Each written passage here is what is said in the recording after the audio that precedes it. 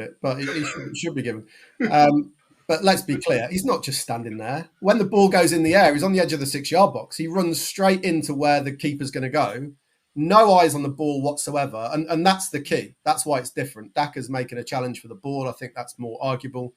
I don't think anyone can argue that this is a genuine attempt to play the ball. He's not looked at the ball once. And this is a favourite of refs. And when I'm training, well, when I was training them, I don't do it anymore. But when I was training them, one of the classic mistakes that referees do when they're first qualified, the ball goes in the air and the referee does that. Well, the ball doesn't commit any offences. So you'll watch the referees never look at the ball in the air.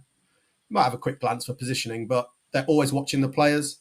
And if as a player, you just look at the opponents and don't look at the ball at all, you can't possibly be making a genuine challenge for the ball. So when you say he can't get out of the way, he could have just chosen to stay where he was and not get involved. But the only reason he's gone there is not to challenge for the ball. It's to impede the goalkeeper. And because he's made no attempt to look at it, no attempt to jump, I think the referee's going to give that every single time. I think that's absolutely pathetic if they're getting that every single time, to be honest.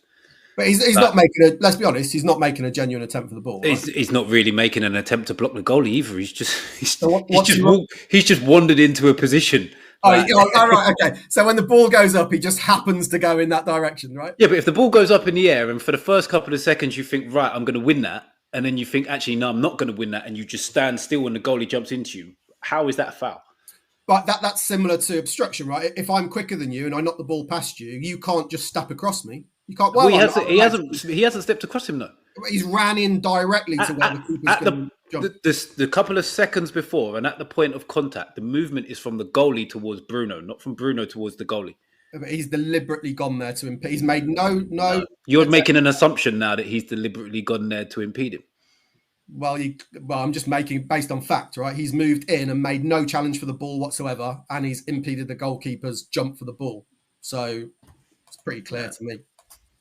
I think the referees, honestly, keepers should get this at all. Because of the referees, what we look for in those situations, it'll get given every single time, I guarantee. Because he doesn't even know where the ball is. He's just looked at the keeper and gone, I'm going to run there because that's where the keeper is, and that's what's done him.